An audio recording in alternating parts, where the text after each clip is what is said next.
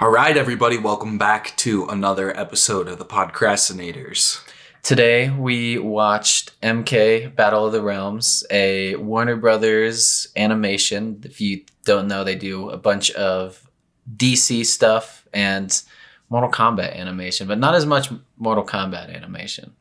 They just recently started doing Mortal Kombat animation. I guess that's true. Just the last. This is the second movie, by the way. The first one is MK Scorpion's Revenge. Right, and this is the third episode of our video game season as well. Yes, yeah. I think is that everything? Yeah. Nice. Do we touch on everything? I'm pretty sure. But yes, this is our MK episode. This is the MK episode, and Cam and I fucking love MK, so we'll definitely geek out on this one. To start out the episode, we thought it'd be fun to show each other a fatality of our own choosing, and then the other person has to explain it. I thought it would be fun because this is an audio medium, I guess, and if you're listening to it, you can kind of picture it. Yeah, listen to us shittily describe this Mortal Kombat fatality. All right, I'll do mine first. Okay, wait. What did you pick? The fatality I'm going to show Cameron for him to describe is the Noob Saibot one, or one of them in MK11. Okay, so it's Noob versus Jax.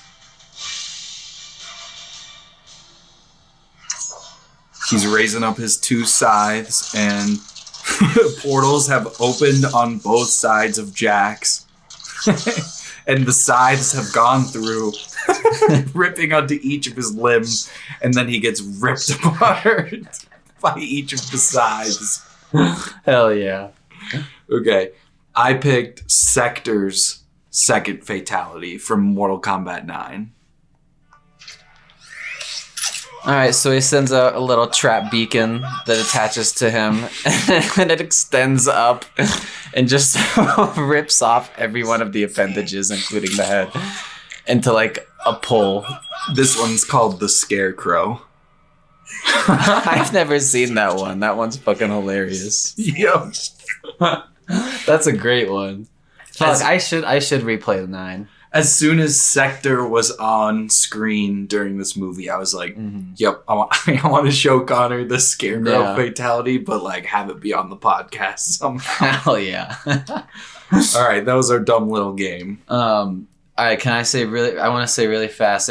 So before we start talking about the movie, if you want to play the games, 9 is a great place to start for recent stuff. Mm-hmm. And it's not even that recent. It came out on like the 360, so it's 360 PS3 era, and I don't know if it's on Game Pass, but it's for sure on the PlayStation Plus. Yeah.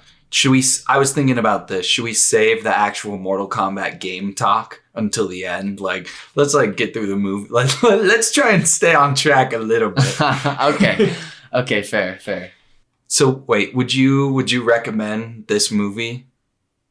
Yeah, I think it's good. I think my only issue that I've come to realize with like Warner Brothers animation is like it's good and they do an effective job of showing characters, but like every single movie looks too much the same. Like this looks like because I've watched a lot of the DC movies recently, the animated stuff, and this is like, man, this is literally just like a reskin. I mean, it's more gory, obviously, but it looks so much like all their other properties. Not to say that it's bad. Like, it looks great. Like, but I feel like I don't like this particular style of Warner Brothers animation because I feel like for a little bit with the DC movies, they had like were more anime influenced. Yeah. And I know whoever was like the head of that ended up like changing, and that's when they went with this new art style, which it's all sort of based on that like Bruce Timm art style from Batman the Animated Series. Yeah.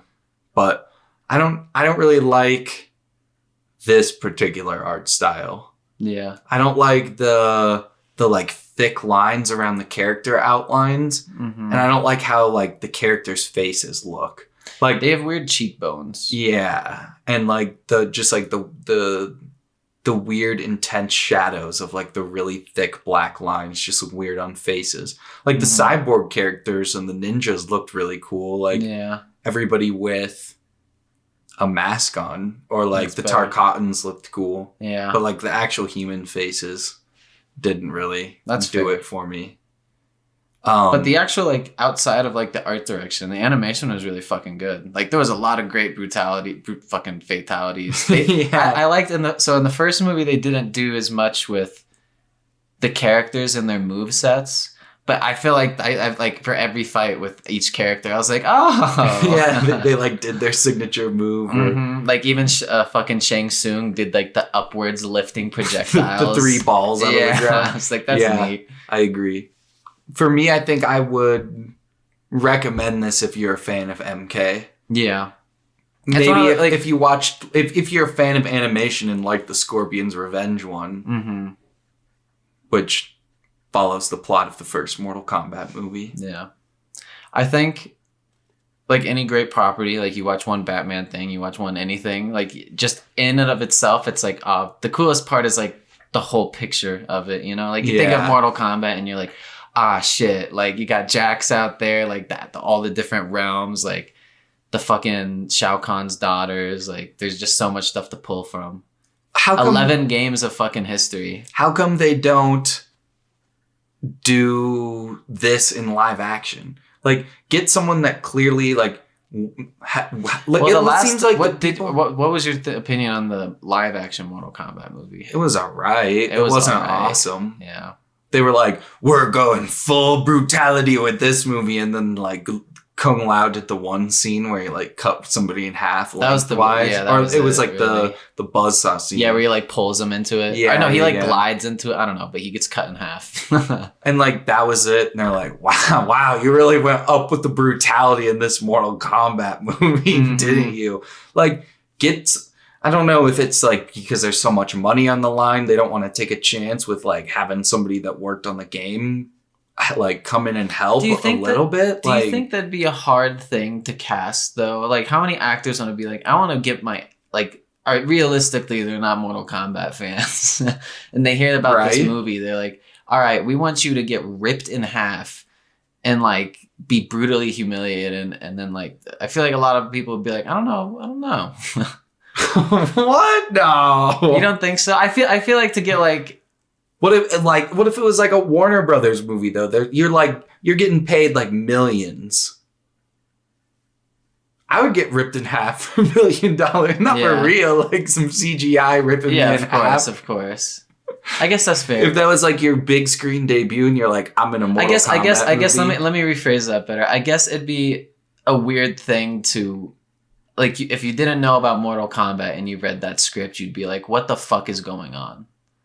You know? Right, but like imagine you're Harrison Ford reading Star Wars for the first time ever. Like, what the fuck is going on? But Star Wars is a new thing. Like, no, it's like, but like put yourself in the shoes of like before Star Wars even happened. Like, as like a young Han Solo, he's reading the script for the very first time. Like, but you're not doing that reading a Mortal Kombat script. It's the exact same thing. But if you're gonna see wizards in space, all right. But here's the thing: if you're gonna do a fucking real like well-produced live action, it has to be just like even though they're like, oh, it's gonna be super brutal, blah blah blah, but like it does have to be, you know, like and they didn't do that. It's gotta be like a fucking close to fucking NR-17 movie with the fucking gore. Like it has to be right in the line. Yeah, like right in the line where like for an R movie, it's even like shit.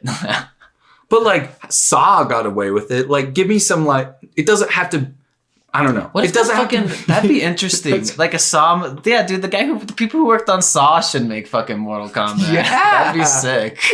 That would be sick. But like clearly someone that worked on this movie was associated with the games. Like I don't know if people that worked on the games were like directly involved, but like clearly someone had a pretty big knowledge about the games. Ed Boon was in there for creative consultation. I saw in the credits. So like, how come they didn't go that deep in the actual movie? You know, I get it's expensive, but like, oh wait, for the live action? Yeah, for the live action movie. I feel like Ed Boon had to have been.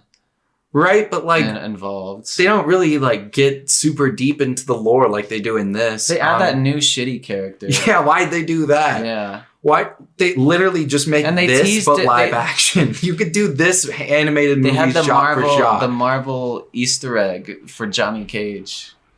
Which hurts for me because I love Johnny Cage. He's my favorite character. Yeah. He was my first ever main that I played online. Johnny Cage is beautiful. Mm-hmm. Johnny Cage is the one that, if you start with MK9, well, okay, fuck, we gotta save the video game talk for the end. Character progression. Yeah.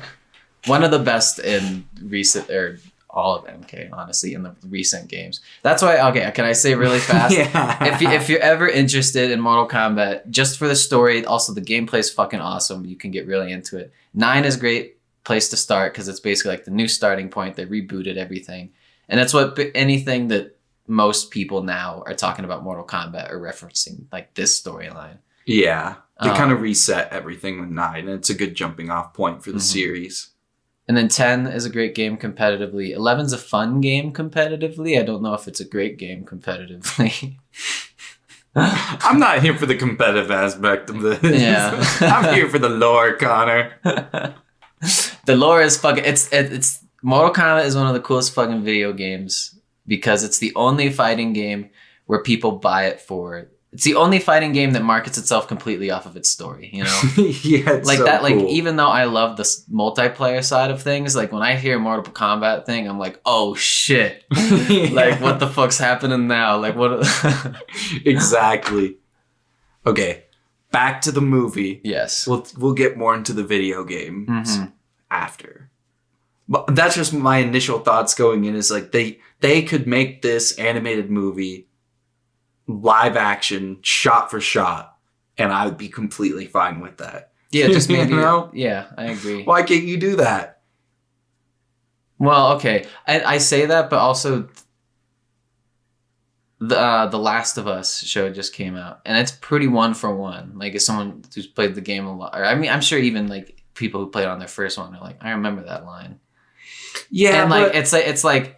Do I really want like a 1-for-1 copy? But here's the thing about MK is that like we mentioned that they have the 2 separate storylines, so they're like they can kind of pull from 2 different sources of inspiration for how the story to go. And 1-for-1, but like pulling from different like shit. It's all for like lore based.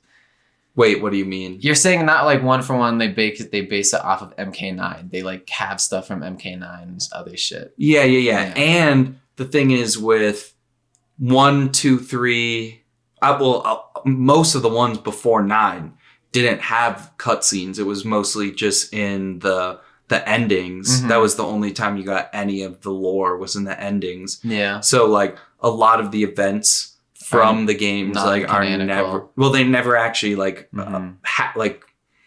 they never actually like show it happen, you know, because those games were just like going through the arcade ladder, and you could play as the evil characters and it like shows them winning and shit. So I feel like just an adaptation for MK is a little bit different than an adaptation for The Last of Us, because The Last of Us is already so cinematic, and a lot of this stuff for MK we haven't even seen. MK is pretty cinematic. The fighting game is but like it just the way that the story is told is what I'm saying. Like, yeah, I feel like an adaptation of Mortal Kombat makes a little bit more sense to me, just because a lot of these like big events that happen in the story aren't really ever pictured. You know what I'm saying?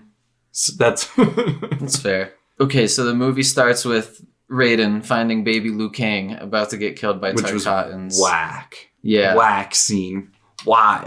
Like, we had no context for anything. And if Raiden was like clearly watching this family getting chased by Tarkatans to like be able to save baby Liu Kang, like, why didn't he save Liu Kang's parents? And then Raiden gave little baby Liu Kang a kiss on the forehead and said, I love you, and then he zapped away. Okay, so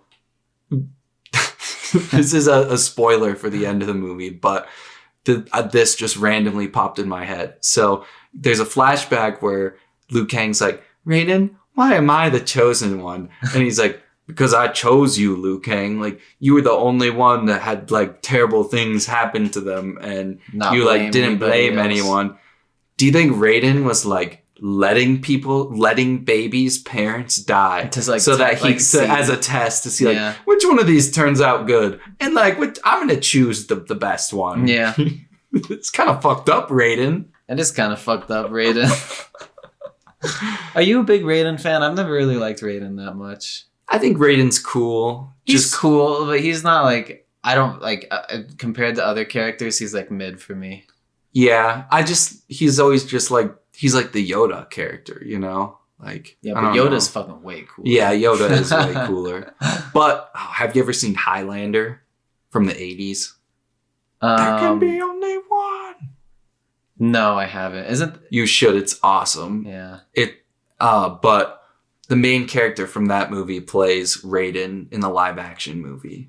Isn't it like kind of fantasy? Yeah, like, he's immortals, and they can't. The quick and dirty plot of Highlander is that they're immortals and they can't have children, but they have fucking the most insane desire for children. So they kidnap children. Well, and kill parents like Raiden. Oh my god, Raiden's Highlander.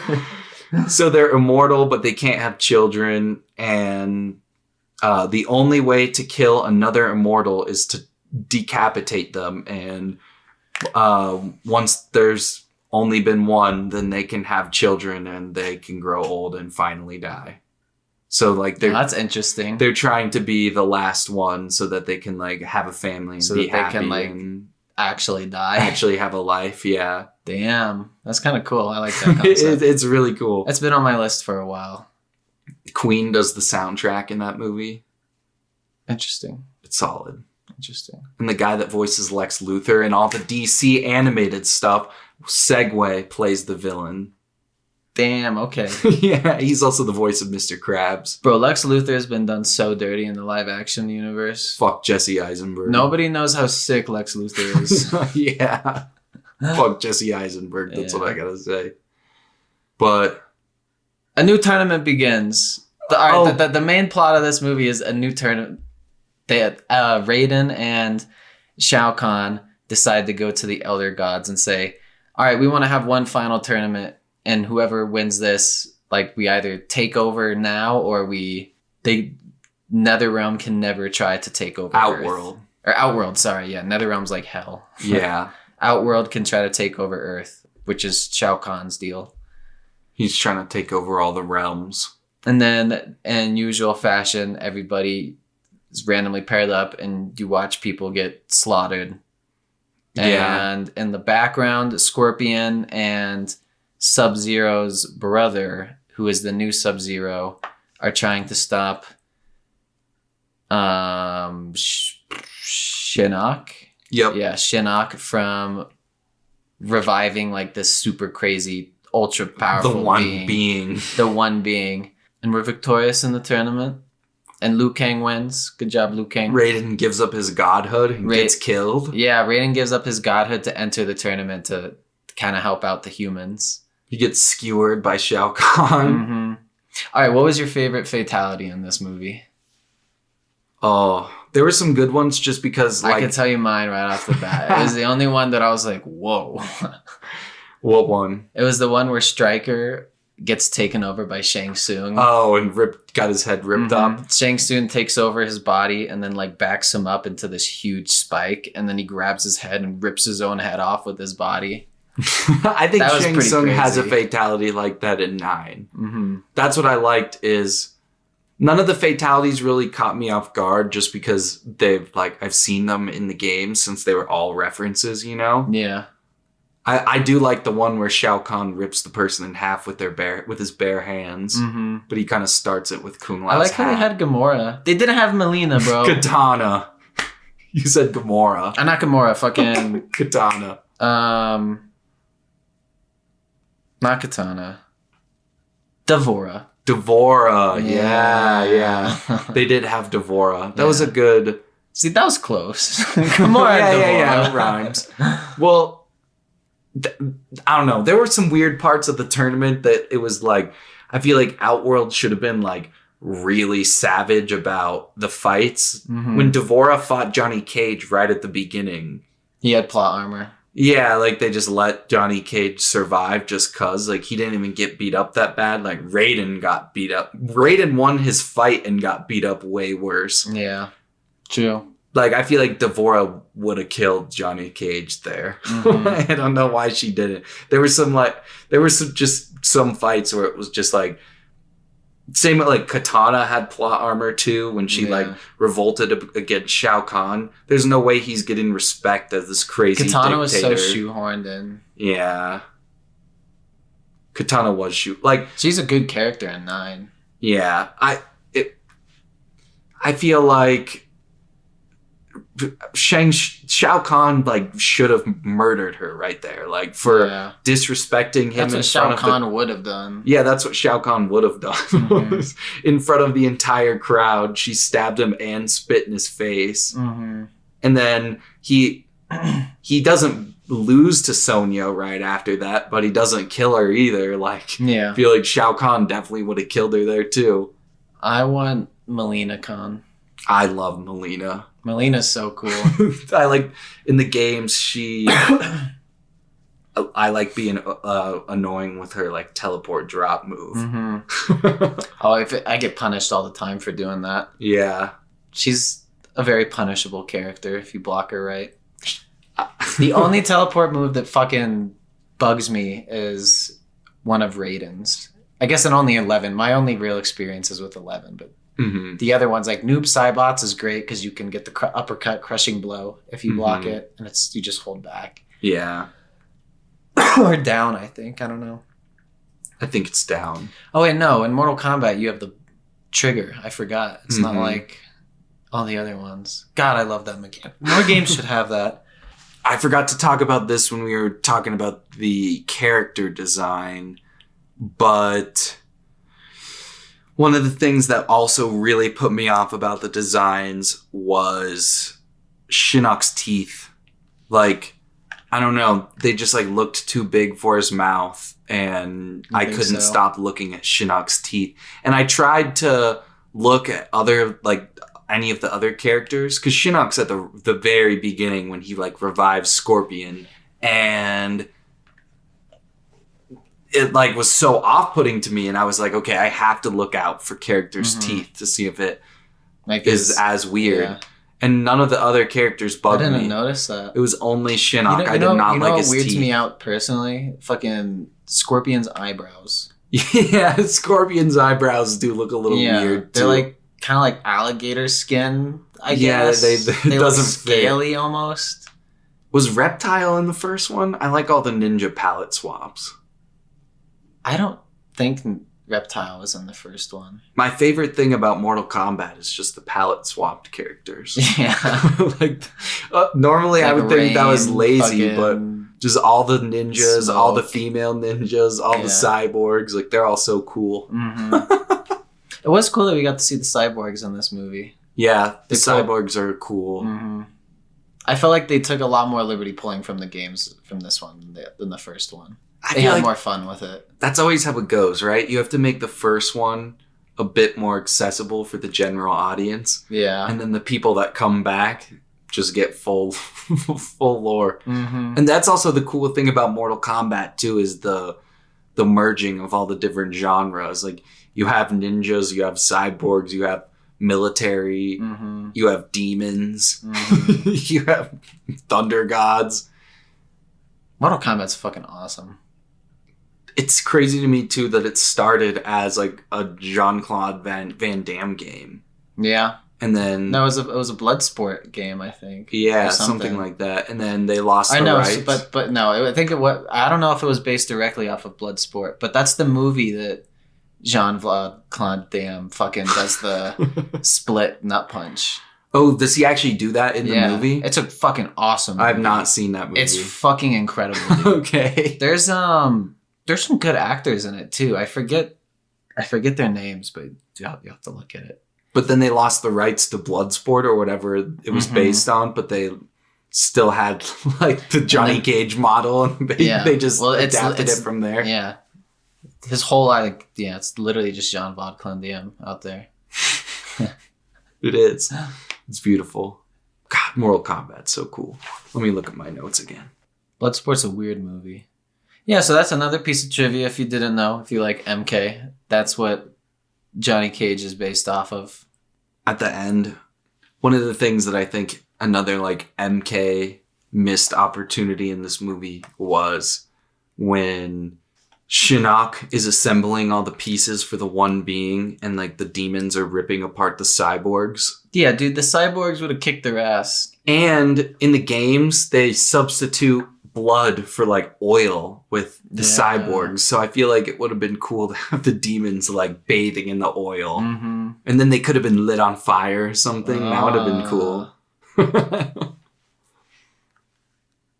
You know how fucking fun it would be to be on like working with in fucking Netherrealm and then just like come into work with all your sketches of your fatality ideas.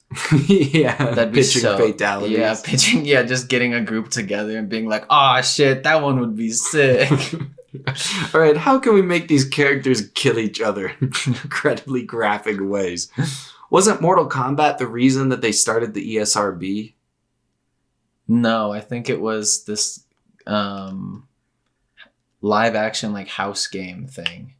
Oh, I know what you're talking about. Yeah. But I think Mortal Kombat also was like played a role in the formation of that. Probably. Because it was so violent. Yeah. And people definitely didn't like it. That was definitely a poor response at the beginning. I'm kind of glad that doesn't happen anymore. I mean, I felt it was more widespread. Yeah, true. Like, there's not like a single genre of music now where like every person's like, "Oh, I can't believe you listen to that." Whereas like I feel like metal and rock, there was more of like a generational group of people not about it for a time. Or I don't know. My parents are pretty like, what the fuck is EDM? Yeah. That's different. But that's not getting it. Like, yeah, that's not getting it. Yeah. Like a hate, like this is ruining the culture. Yeah, like this is like to blame for whatever. Nah, they still kind of blame shit. Not to get political or anything, but also not to get political or anything. But I thought that the whole idea behind Raiden being like, you know what, like let's take care of this problem now and not have to have your children's children deal with it. Like, kind of poignant. Yeah, that's all I'll say. Yeah, I agree. I 100% agree. We need a new Mortal Kombat game, bro. Yeah, I agree. I think that's all I have to say if you want to start talking about the games. Yeah, I'm down. Oh, the last thing was, I thought Sonya, like, obviously Sonya and Johnny Cage get together at the end, or like throughout the course of the story, but like it was a bit sudden. At the end of the last movie. I don't remember. It seemed like they were already together a bit at the end of the last movie. I don't remember the last movie. I guess if we would have watched the last movie like right before, maybe it would have been a little bit more natural, but I felt like it was just her flip to like being into him was a bit sudden. The entire time she was like, he's not my boyfriend, and giving him the cold shoulder. And then he said the one thing to her and it was a sudden flip. Like maybe they could have had one more scene in there that it was like, oh, maybe she's like starting to turn, you know, like Johnny Cage might be a good dude after all. I'm excited to see Cassie though. Yeah, well, there is another one of these movies already out. There's a third one out? Oh, yeah. It's called Snowblind, I think. It's about Kenshi. That's the fucking... Yeah, shit. Okay, I didn't know that. There's already one out, and then I think they've already announced a fourth one, or maybe this has just been rumored, but the subtitle is Cage Match. So... Could be Johnny Cage. Or Cassie. Or Cassie Cage, yeah. That would make more sense, actually. I don't know if I'm a huge fan of the legacy characters. I like Cassie a lot. I do not like Jackie Briggs. I'm not a fan of Jackie Briggs either. Cassie's a great character. I think she's a really fun character to play. She's got some good fatalities. There's a weird like difference between like their how iconic they are in the story versus how iconic they are in the gameplay. Because like Baraka's very iconic gameplay wise. I feel like Cassie will be like that. Okay. Because nobody, like, Baraka is not really, like, a main player, like, story. When you think of Mortal Kombat, you don't immediately go, oh, Baraka. Like, he's just kind of like a thug. Yeah, he is just a thug. Yeah. That makes sense. I feel like we bring two different perspectives to Mortal Kombat. You've got the crazy fighting game mechanical side of it. Mm-hmm. I'm here for the story and the fatalities. Yeah. Not that you're not, but like... No, yeah, I got you. No, yeah, I know. But yeah, I feel like Jackie Briggs also just gets sidelined in the story. Mm-hmm. Like, she doesn't really do much either. She's just kind of like the sidekick, so... Yeah. Well, they could make her cool. I think for new characters, Cassie is a good one. Also, Jackie sucks fighting online. I hate playing against Jackies. Is she OP? I don't know if she's... Oh, well, there's a lot of broken shit in MK11, honestly. Sometimes you gotta have the broken shit. Yeah, but it's like kind of like, Jesus Christ, guys. Like, especially because like there's a certain point at the end where they are like, all right, for a competitive mode, we're going to take off all. So you know how like the different variants where you can have different like moves? The variations. Yeah. So like it had like preset variations for 3 preset variations for each character in competitive. And that's like how it was. And then not recently, but like recently in quotations, they're like, all right, we're going to let any variation go in. So you can go in with like any variation. And there's some ones that are fucking stupid broken. That makes sense. Yeah. It's funny. It's fun. But there's some ones that are fucking annoyingly broken. There's this totem one with Kotal Kahn where it like stacks his damage like 2 times. And it's just like terrifying. That's awesome. And he could do it mid combo. That's the scary thing. I think he could do it as like you do like your little like combo starters and like you throw out a projectile to like maybe like space yourself with like on their shield, or you can like mix them up or like throw that down. And I'm pretty sure you can do it if they get hard knocked down. You have time. I think you can do it in some combos. Yeah, it's fucking stupid. Mortal Kombat's awesome. Mortal Kombat's beautiful. All of the console Mortal Kombat games are on my list of like classic games I want to collect. Mm-hmm. I think I want to play through. I don't know when they really like start having campaigns. Like, I feel like I don't know if they did it in Armageddon.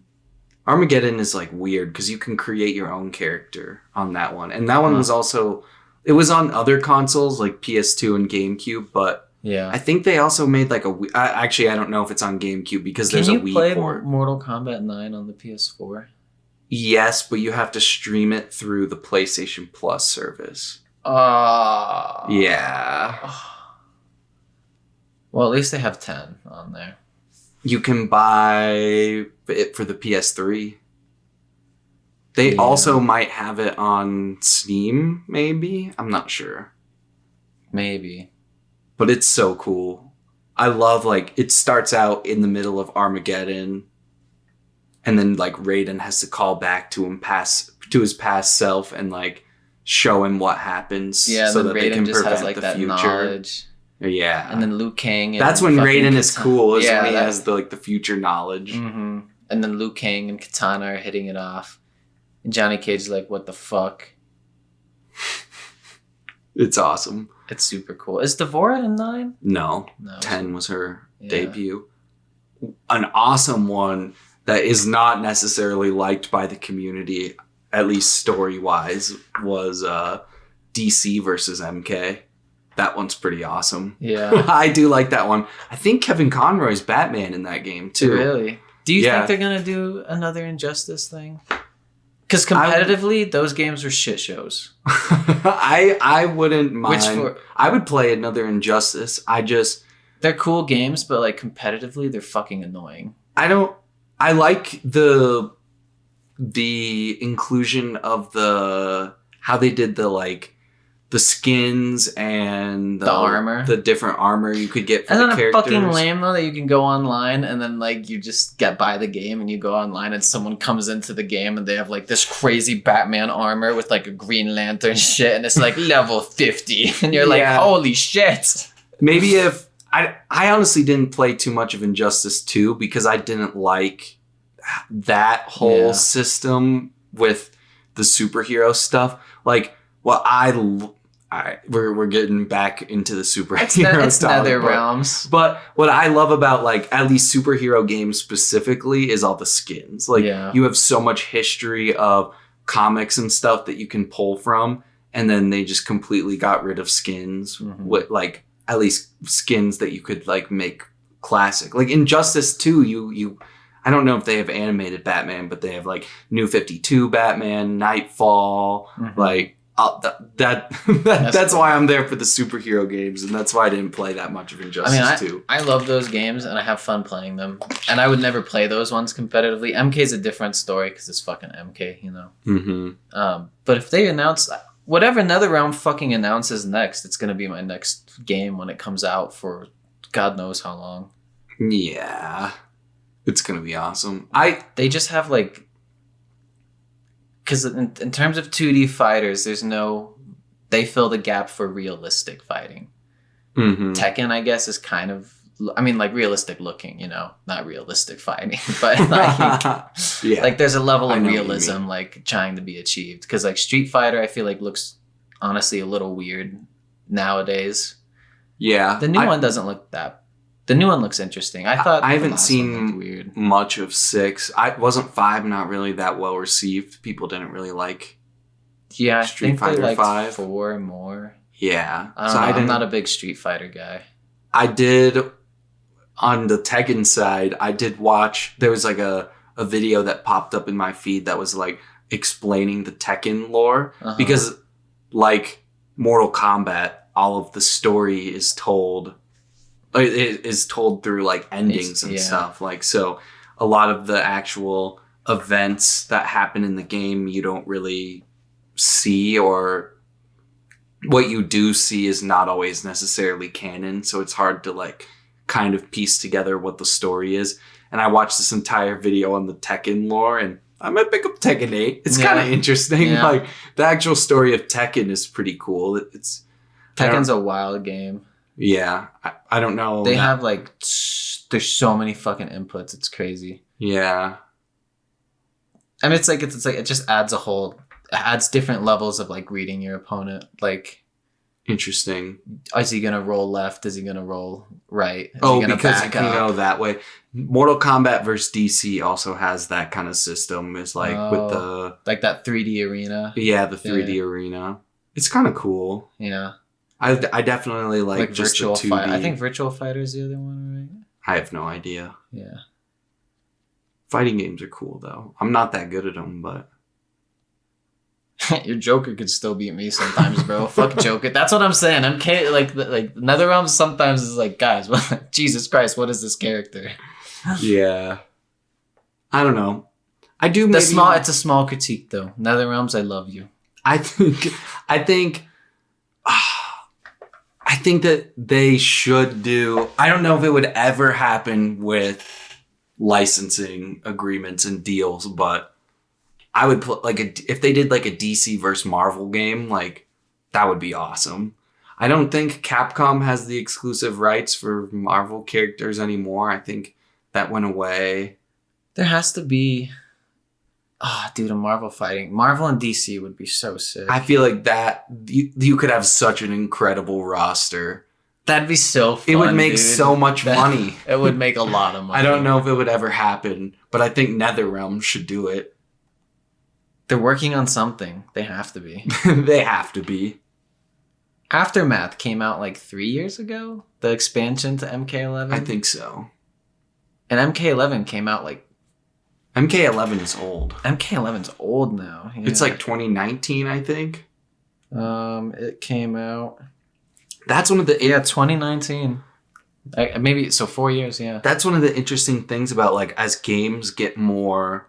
I guess 4 years isn't that long. But think about, like, as games get more complex and the development cycles are a bit longer, like, think about some of the people that played Skyrim at launch, and that this is 12 years later. Like, I feel like a lot of your fan base has aged up. Not that I'm saying that the next Elder Scrolls movie game isn't gonna sell well, because obviously it is. Like, you're gonna get a whole new generation, but like a lot of the people that played Skyrim at launch might not like have maybe aged out of their video game playing days. Like, maybe not.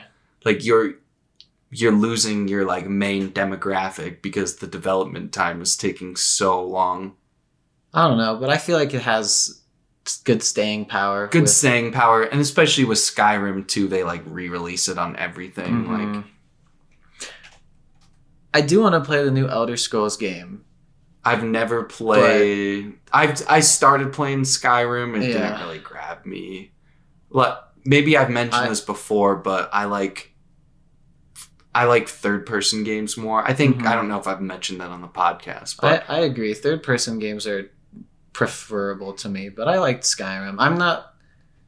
I think the amount of praise it gets from the amount of people that I hear it from kind of like puts me off to it. I don't like that it puts me off to it, but you know how like it's like fucking The Office, It's like any like fucking 1 in 3 people is like, oh man, I love The Office. Skyrim's my favorite game. Yeah, exactly. Yeah.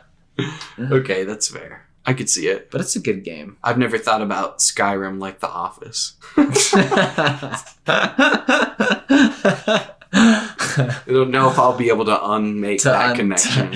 Forever. Now you're never going to play Skyrim. Fuck. Nah, I think I don't know. It's a lot. It's a lot to put. You're putting a lot of time into Skyrim. You're dedicating yourself to it. And it's an old game. There's so many other things on my list that I want to play before Skyrim. And by that point, probably the new Elder Scrolls will be out. Yeah. And that will be the best version of that experience, Definitely. Well, I'd say that was a successful talk. Yeah. Is there anything else that is on your mind, Cameron? Saw 10's supposed to come out this year. Yeah? Yeah, I'm pretty excited for Saw 10. Wait, is this in canon outside of the Jigsaw movies? So this is... okay, so you know how like the Chris Rock one? Oh, we have news. All right, sorry, continue this, and then I'll bring up a topic that we're talking about. Okay. So Saw 10 is supposed to come out at some point in 2023, apparently. Mm-hmm. And they're calling it Saw X. And it looks like socks. But, so they have... You know how the Chris Rock one was like a spin-off, kind of? Yeah. Did you see it? No. I'm not going to spoil it. There's 2 of them, aren't there? No, just one. It doesn't... But there's one after the Chris Rock, isn't there? No, really? The Chris Rock one is the most recent one. Oh, I thought they did 2 with called Jigsaw. Mm-mm. Oh, they did do Jigsaw, which that is connected to the main movies. But then the Chris Rock one is in universe. It's just like it's Saw. It's fucking way too complex for its own good, but it's fun. It's fun to like. Okay, I guess this is kind of a spoiler, just because like. It's fucking Saw, dude. Ask me in like 20 minutes and I won't remember it. Well, the fun thing about Saw is like at the end when it's like and then like there's you're like, oh my god. Yeah. And so the entire time I'm watching this Chris Rock Saw movie, like, holy shit, like how are they gonna tie this all in? Like this seems not connected at all. And then like the twist happened and it was still not connected to Saw at all. It was just like a copycat killer, and I was so disappointed. Like it's in universe and they like reference Jigsaw and they're like, oh, we have a Jigsaw copycat killer, but like it's not related. Like a side story. Yeah, it's not related to what anything that Jigsaw was doing. But I don't want to see the new Saw movie. We have to see. We're gonna see it in theaters. Yeah. That's gonna be scary. I've seen the last 2 Saw movies in theaters. I think the last time I watched Saw was the last time you and I watched through all of them. Yeah. Should we tell this story? This is such a beautiful story. Yeah, this is like when we became friends. Yeah, way back in fucking freshman year of high school. We were both on the swim team, and we had like a sleepover with the whole team. It was like a team building outing at the beginning of the season. Yeah. To like get to know the new freshmen and all that stuff. And at some point in the night, Cameron and I were like next to each other, and everybody started watching Saw, and it just like kept going, and we watched like 1 through 8. I think someone had all the Saw movies on DVD. And at that point in time, I was like, oh my God, why would someone own all the Saw movies? Now I do own all the Saw movies. Hell yeah. I was like, oh, what type of a person owns all the Saw movies? That's scary. Saw is so scary. And then we were watching the first Saw movie, and like it opens up with the key going down the drain, and we were like sitting next to each other like, did you know that was a key going down the drain? Like, you would never know that. And then one of us was like, did you also watch the Cinema Sins video? Yeah. It's like, yep. Yeah.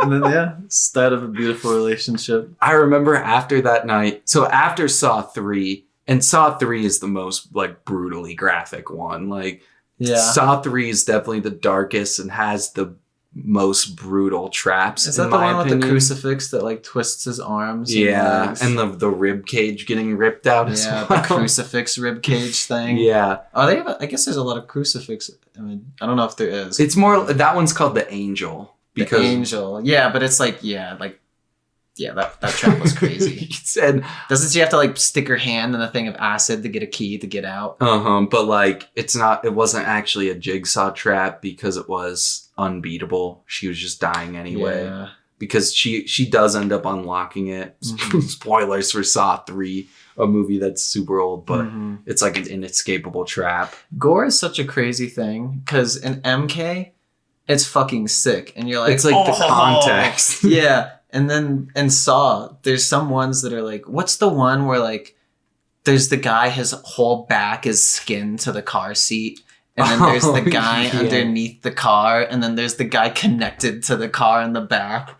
And it like rips out his jaw or something. Yeah, right? So like for those who don't know that this is the content, I guess it's in line with MK. Yeah, that's what I was thinking. This works in the MK episode.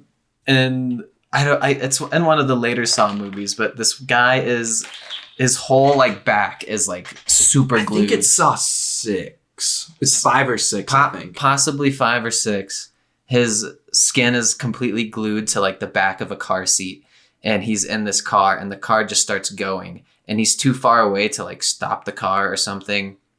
And he has to rip off his skin, like pull himself off of his skin to stop the car because the car is gonna, as the wheel's accelerating, it's lifted up and there's someone right underneath the wheel. The wheel is like, doesn't it end up smashing the person below? Yeah, like crushes their head. And then tied to like the back of the car, there's like a rope and someone tied up against the wall, and it's like attached to his jaw or something, like you said. And then the car ends up falling on the guy's head, like the wheel like smushes it as it's turning.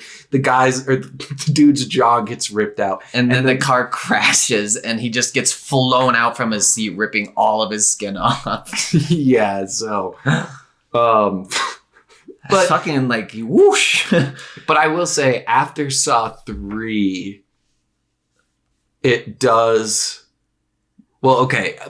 Back to the story. I remember, like, after Saw 3, I was like, oh, I can't take much more of this, and I ended up like being able to fall asleep. And I remember falling asleep at the beginning of Saw 4 when there's like the one trap of the dude's eye. There's like the two people that are connected, and in the middle there's like a chain big that, like pulls them their hair back. No, it's like they're chained at the neck, and something in the middle is like pulling him towards him. One pulling them towards his mouth is closed and the other's eyes are closed. Yeah. One dude's mouth is sewn shut and one dude's eyes are sewn shut. So there's no way that they could communicate with each other. And they have to escape. And I remember watching that one, falling asleep all throughout Saw 4, waking up at the beginning of Saw 5 when the dude is in maybe it's the end of Saw 4. I don't know. Whichever one, the guy has like the water box, and then he has to stab the pen into his neck to be able to breathe. Yeah, doesn't he live? He does live. Yeah. And then the guys who live are crazy. Yeah. And then I ended up going home that next day and just like being like, holy shit, what did I just watch? It's like, what have I done? I've sinned in the eyes of God. I don't know. The Saw movies did fuck me up for a little while after the first time seeing them. Yeah. But I will say I did end up going back and watching them all the way through. And at a certain point, they kind of just like become campy, you know? Like you're almost there for the saw traps and like it's like MK, like you're there for the gore and like they do it in such a way that it's just like a bit over the top now. And they kind of know that. After 3, it's still like a horror movie, but they know why you're there. You're there for like the crazy elaborate traps and to see people just get absolutely So the Saw movies are fun. The Saw movies do get fun. They serve a purpose, yeah. I do want to cover all the Saw movies for the podcast at some point. We should do like an episode where we watch like 5 at a time or something. Fuck, that'd even be hard though, because the story goes fucking wild. I think we'd have to do movies. 1 at a time. But yeah. I guess we could split it up. Like do a couple at one point and then do a couple later. I agree. I don't know. Let us know what you guys think. Because I do want to watch Jigsaw and the Chris Rock one. Like the 2 reboots, basically. I have some horror to catch up. I'd rather watch Scream before though, because I haven't seen those. And you should definitely watch Scream before the new one. Maybe we could cover the new one, but I do think... Is it Scream 6? 6. Yeah. I think watching all the Scream movies would be... That's also much more doable. That's an entire season, 6 episodes. Yeah, I think we could fit in all the Scream movies before we could just record them and not release them and then wait for the 6th one. But I don't know. Watching all the Scream movies would be fun too. But definitely. 5 is also kind of like a reboot too. Like if you wanted to start with 5, I think you'd be... I think I'd want to watch the original. You should watch them all the way through because the first one is fantastic. Is like 2 through 4 kind of whack? 1, 2, 3, 4 are all directed by Wes Craven. Oh wow, he does all 4. Yeah, he does all 4, and then 5 and 6 are not Wes Craven. But 5 was actually pretty good. They're all like good. Like they're all... If you like the first one, you're gonna enjoy the rest. But it just might be a lot of... I don't know. I'd be really interested to hear what you think. Who do you think the best 3 is definitely modern horror director is? I do want to see more from Ari Aster. I want to see Robert Eggers do another one. I think Mike Flanagan's an interesting dude. Mike Flanagan is also up there. He has some really good ones. Yeah. James Wan had a stinker with his newest one, so I'd like to see him give it another go. Did he do the original Conjuring? Yeah, he did the first James 2. Wan sucks, bro. What? James Wan is an ass director. What? His movies suck. What about Saw? The first Saw, right? The first Saw. Yeah, the first Saw is like the first Saw is awesome. It's the most solid, but it's also the least amount of stuff that Saw has become like iconic for. Yeah, but it's definitely the best Saw movie. It's definitely the best Saw movie, but like you don't see a Saw movie to see like how good it. You think? I guess, and like structurally, it's the best one, but it's not like that great. It's definitely the best one. Objectively, you're looking at the Saw series as a whole, the first one is definitely the best one. I would agree, but if you watched every single Saw movie, you would never return to the first one to watch it. You would return to the first one if you were trying to introduce someone to the series. Yeah. You know? I feel like that is... Or like if you're in a big... Maybe not, actually.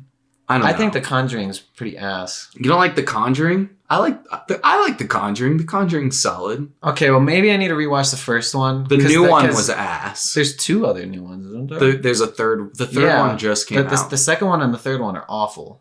I think the second one is okay. And Annabelle? Did he do Annabelle? He did not do Annabelle. Okay. He did the fucking doll one that scarred you, Dead Silence.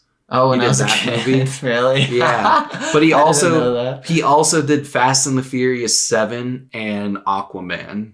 That's like not convincing me at all. Okay, man, I hate the Fast and the Furious. He does horror well. Aquaman is just blah. He does horror well. Okay, that's what I will say. James Wan horror. Okay, I'm a fan of him. let's see what he. Hey man, he's got his crowd. I'm just not. Malignant was his newest one. I was not a fan of that.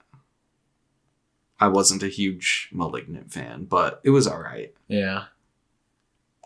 Okay, now we got to watch the Conjuring movies because that'll be a fun episode. The second and the third. Oh, he did.